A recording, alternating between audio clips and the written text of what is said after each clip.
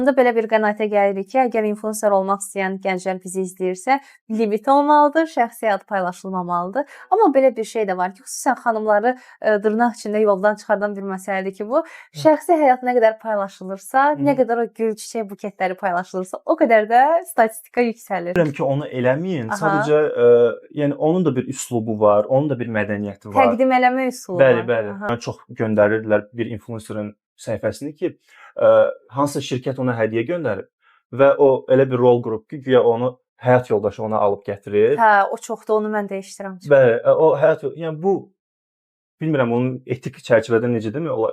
Çox böyük bir biabırçılıqdır yəni. İnsanları izləyiciləri axmaq yerinə qoymaqdır da yəni. Hə. Başa düşürəm. Etik reklam deyil də. Bəli, sosial mediada nəyisə şişirtmək olar. Bütün marketinqdə belə bir şey var. Məsəl üçün endirim varsa 40% deyirsiniz ki, möhtəşəm endirim. Bu qəbul olunan bir şeydir.